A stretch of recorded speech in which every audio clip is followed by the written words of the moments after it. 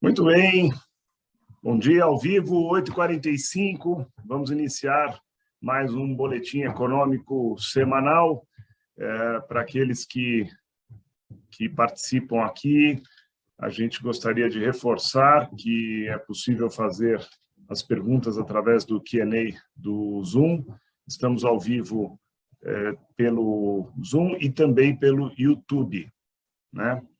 Aproveitando, inclusive, para reforçar que os participantes se inscrevam no canal da Treviso, no YouTube, deem o seu like nos vídeos.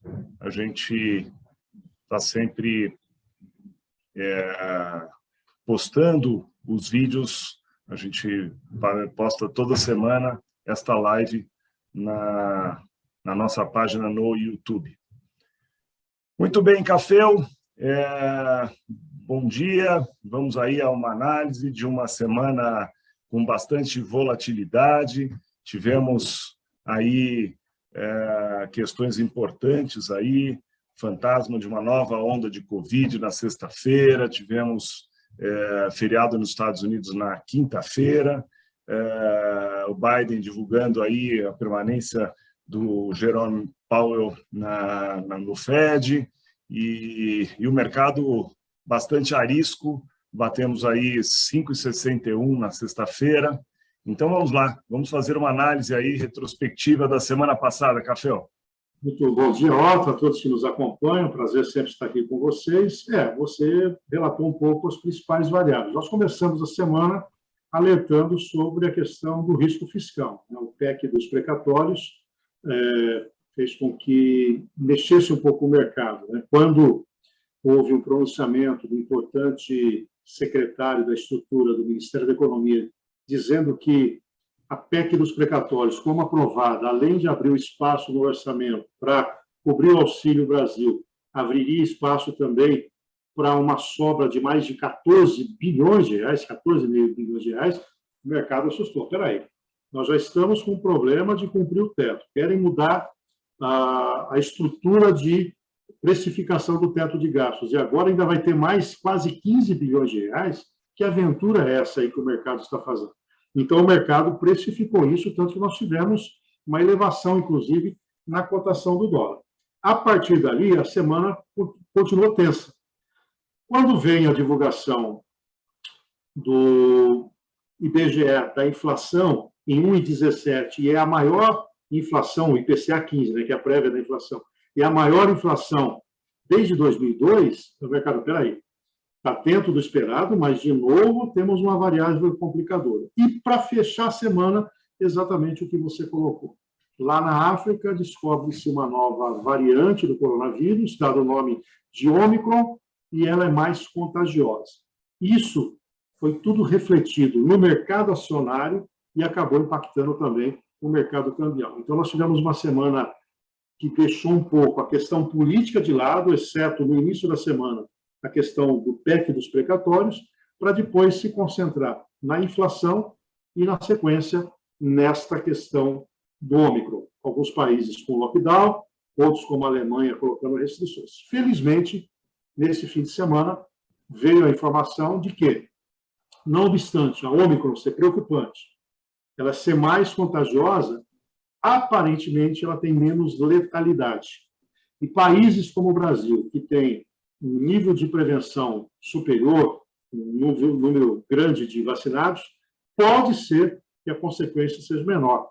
Não obstante, eles estarem ainda investigando se essa nova cepa está prevista nessas vacinas que estão em curso atualmente. Então, vamos dizer assim, uma parte da preocupação ficou lá para trás.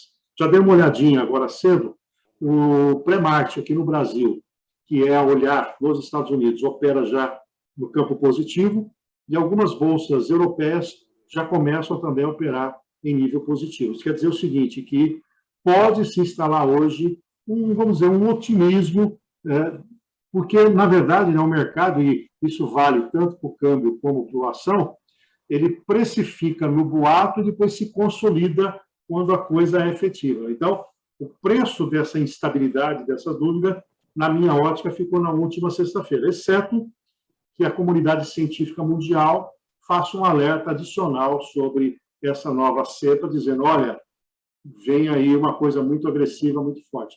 Me parece, até o momento, que essa não é a realidade. Então, esses foram os principais fatos que lembram, né, quando a gente fala na segunda-feira, ó, dentro de uma situação normal, vai acontecer isso. Fica de olho no PEC dos precatórios, ela aconteceu.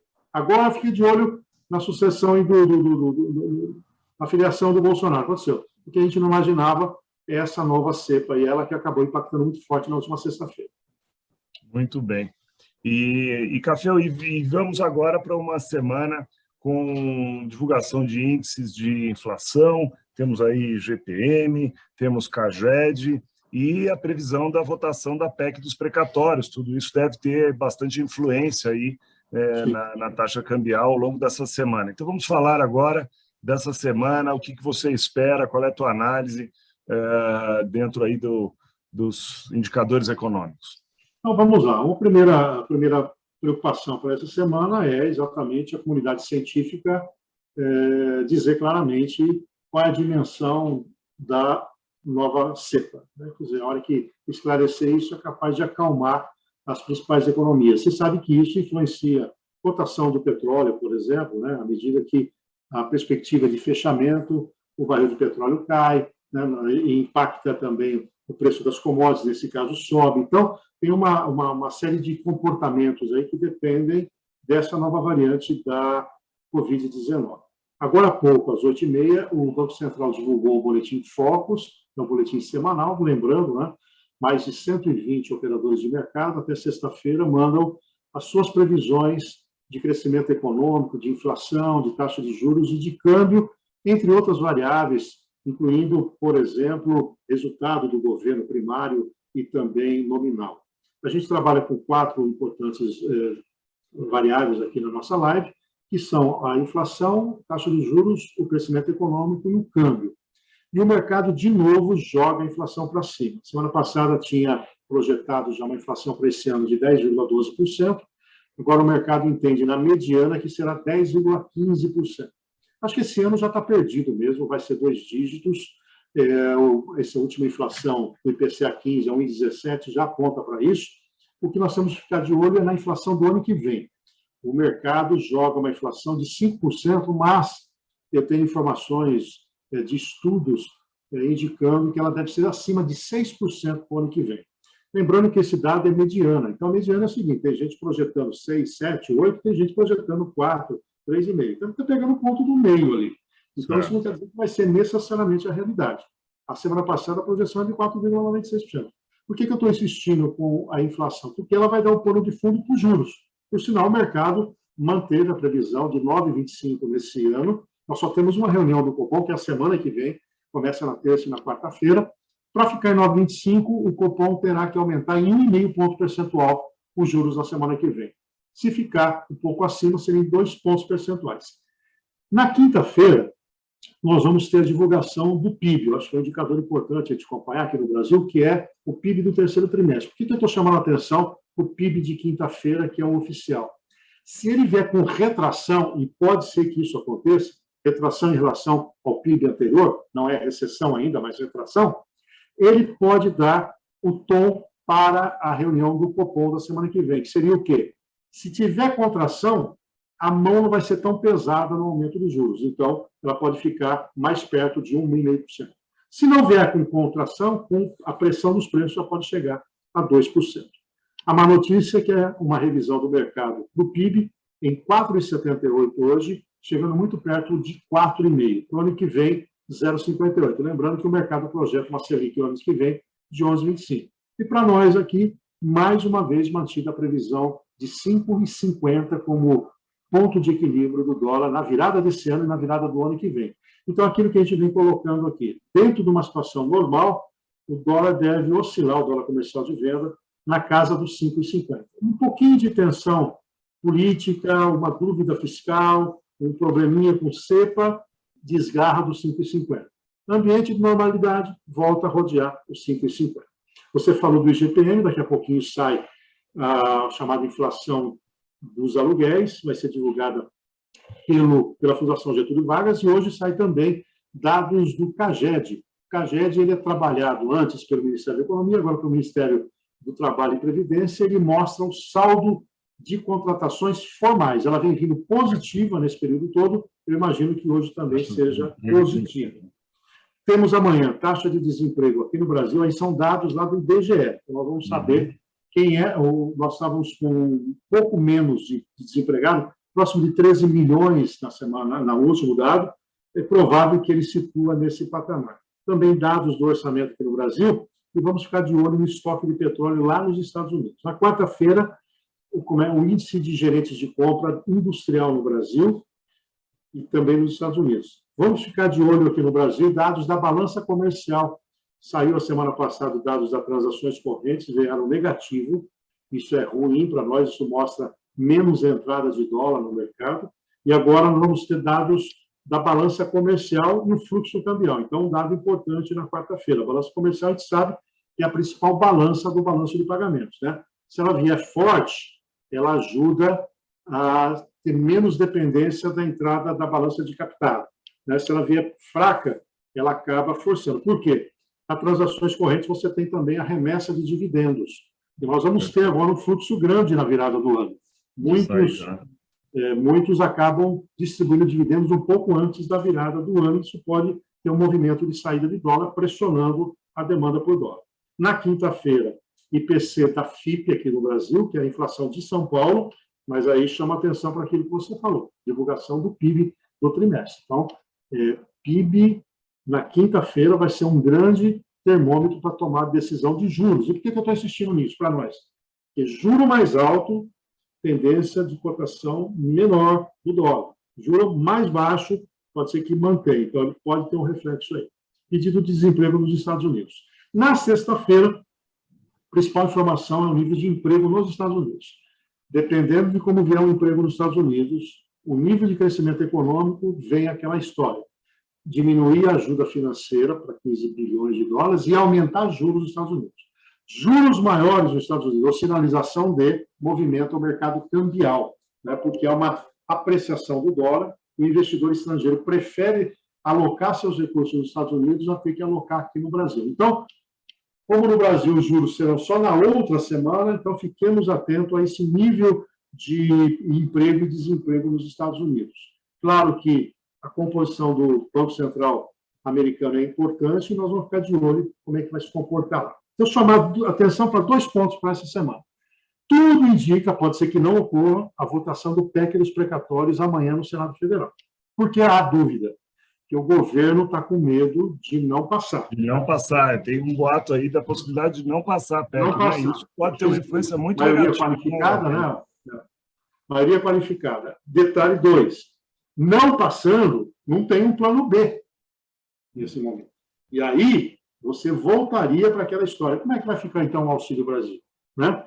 Então, esse é o primeiro fator. O segundo fator político é, teremos ou não a filiação do Bolsonaro amanhã ao PL. Por que isso é importante? Porque a partir da definição dele, vai começar uma especulação em torno do Valdemar Costa Neto, essa questão de como é que vai ser a migração de outros deputados, senadores, e aí você tem um quadro que, inclusive, vai ser assimilado agora com a vitória do Dória para a indicação... Dória no PSDB, né? Foi outro fator importante aí no cenário político. Conta um pouquinho para a gente aí desse cenário político, projeções para as eleições do ano que vem.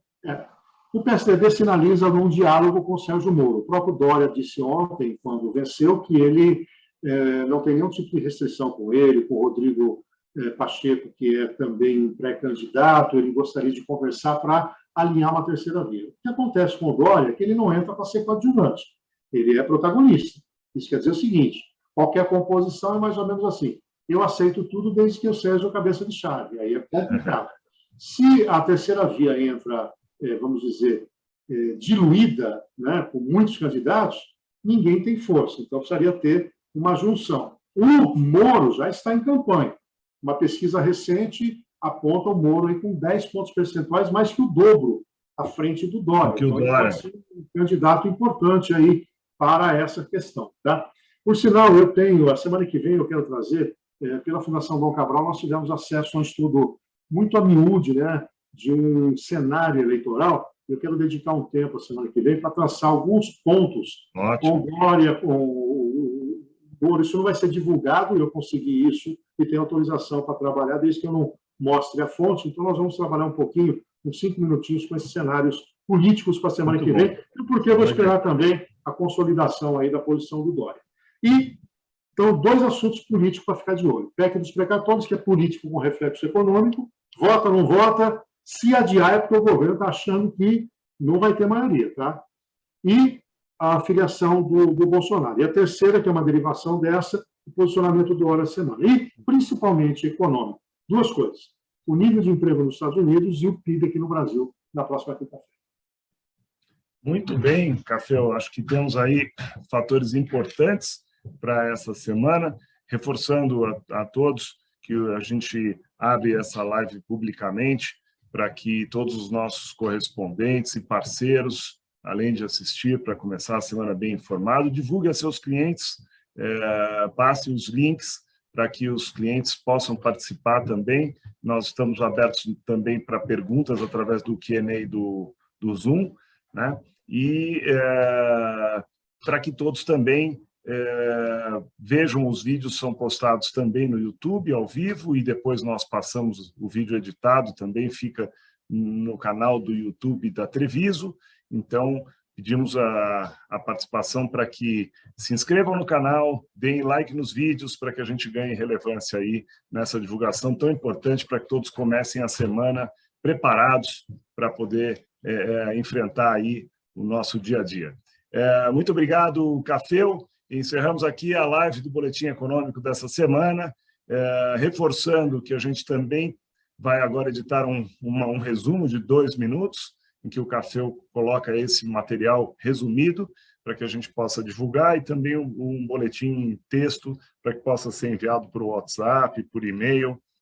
Esse é o nosso objetivo, que é estar informando os nossos parceiros e clientes e os nossos colaboradores aqui na Treviso. Muito obrigado, Cafeu. Uma boa semana e voltamos na semana que vem, todas as segundas-feiras, às 8h45. Estamos aqui, eu e o Cafeu, para falar um pouquinho sobre economia. Muito obrigado. Um abraço. Boa semana a todos. Boa semana.